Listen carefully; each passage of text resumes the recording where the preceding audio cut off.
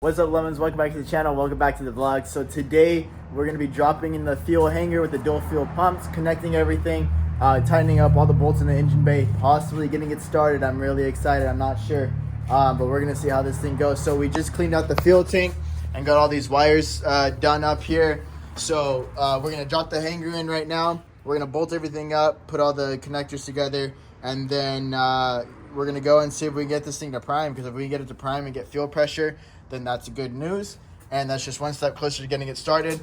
Just to give you a look, we actually did get the wheels on. I was test fitting everything. I really wanted to see how it was going to look, and I'm pretty excited because she looks pretty good. Still got to do the intercooler, stuff like that, piping, just a couple other little hoses here and there. And then we should be all good to go. We do have oil in the vehicle already, and it is already leaking. So I don't know what to say about that one. That's something we're gonna figure out later on. But yeah, we got the fuel pressure regulator hooked up. These are the 20 amps for the fuel pumps. And then yeah, let's see what we can do with this fuel. So as I was about to install this, I totally forgot that I actually need this a couple parts from here. This is the old hanger. This broke, so we're gonna get a new one of these. But basically I need this whole assembly, and I need this fuel temperature sensor. And I got this one's already unplugged. So we're gonna take this whole assembly out. We're gonna have to transfer it over to this as we're dropping it in. It's kind of weird. So we'll get that situated. But yeah, we got to get a new one of these first before we can even attempt that. So this is gonna be postponed for a second, and I guess we'll start working on intercooler stuff. So it's getting a little dark out, so we decided to skip the intercooler. We're gonna do some of this exhaust, the Tomei exhaust that we got. Now we're just gonna put this together, probably put half these pipes on and then save the tip for last, and then get that thrown on once we have everything ready to go and we're about to turn it on. All right, so the pipage is in. Now we got our new O2 sensor that we're about to install. Take off the protector. Now we're going in. All right, so we got the intercooler just about done. I gotta do one more connection right there, one more connection right there. We just got help from Terrell.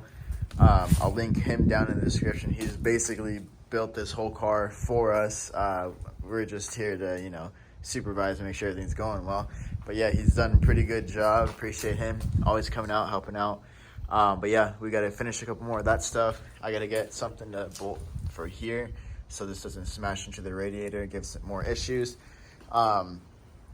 The other thing that we are looking to do, we still didn't put the coolant in the car yet, but we have one more hose to clamp down, and then just a couple other things here and there that we got to get situated placement wise, and then we can see if we can get some oil pressure through the car, get some fuel pressure through the car, and see if we can actually get it to turn on now. So we will hopefully do that tomorrow, because I still have to finish the hanger.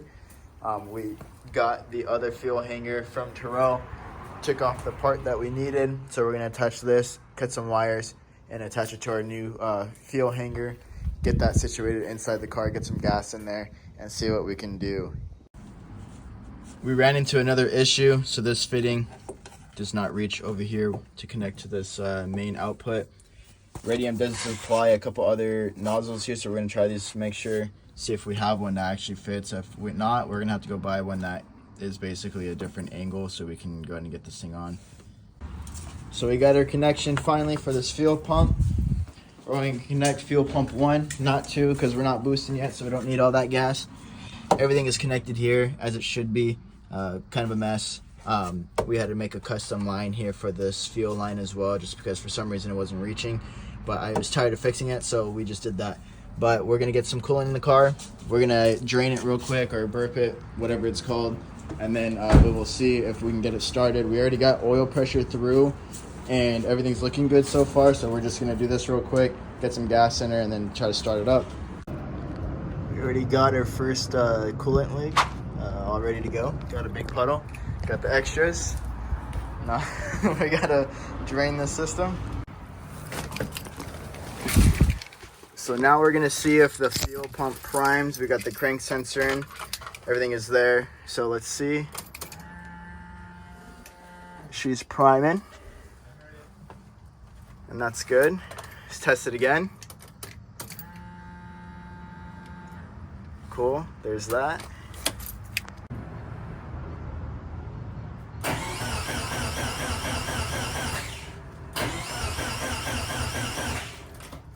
All right, time to check.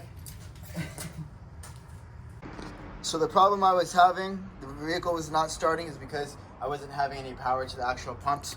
So I think I fixed it. So we're gonna turn the key in. Fuel pump sounds like it primed actually a little bit better now. And I got this rigged up here. So I got positive to this battery. And then we're gonna come around here and check to see if we have any power. Nothing, nothing, nothing.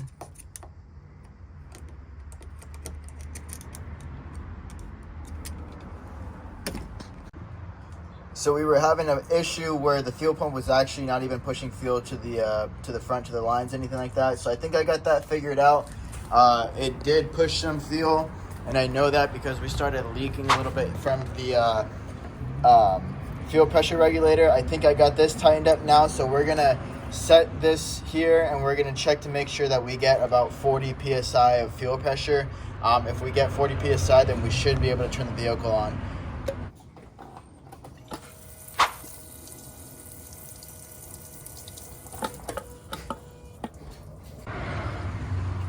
All right, attempt number 2. Let's see if we get this fuel pressure.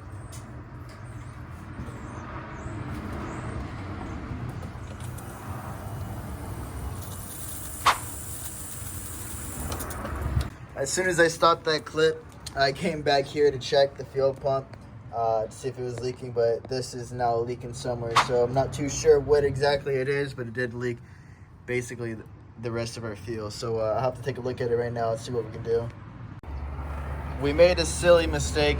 So we had our fuel output correct, but we had our fuel return incorrect. We put it on the evap. Should have known, but hey, you know, it just happened. So we hopefully got this back connected properly. So we have fuel coming out on this line, fuel coming back on this line. It's not going to go to evap. It's just going to go right back to the fuel tank. We've already lost about half the fuel tank already that we put in here on this floor in the back, and then sprayed out.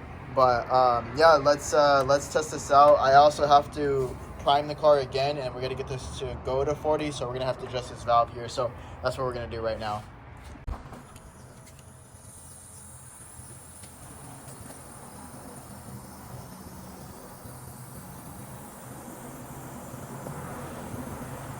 Right. The moment of truth.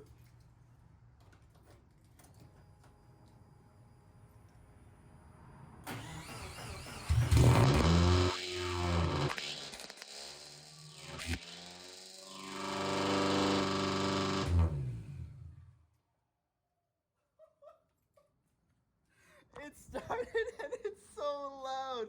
Oh my goodness. That's a problem. So we're gonna have to fix that.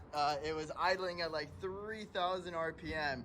So yeah, we're gonna have to figure this out. Immediately after turning it on, hitting 3,000 RPM at idle, we struck another problem here. And yeah, that's all oil. So we're gonna have to figure out where this is coming from and fix that, because I'm probably out of oil.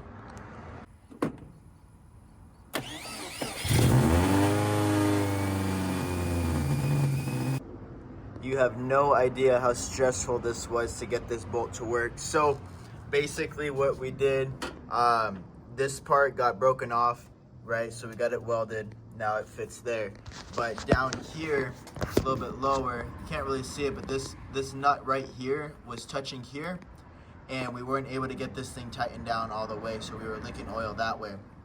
So what I did was I took this whole banjo bolt flange thing off and grinded down one of the sides of the nuts that's gonna sit down here. So now it's barely has like a fingernail worth of room right there. We switched out the crush washer on the bottom because it was too big, so we weren't able to grab thread. We actually threaded the bolt a little bit, and that almost took me out because I was really just stressing on that. So switched out that spacer down here, and then now this sits pretty well. It's what it feels like. It's not moving. There's no movement at all. So what we're gonna do, there's a bolt on the bottom of the block that we have to plug, that's also leaking oil. So once we do that, we should be able to start this thing and see if it continues to leak oil. If it does not, then we can go ahead and bleed these brakes out and actually get this thing driving on the road finally. So let's just hope this does not leak, because I do not want to deal with this anymore.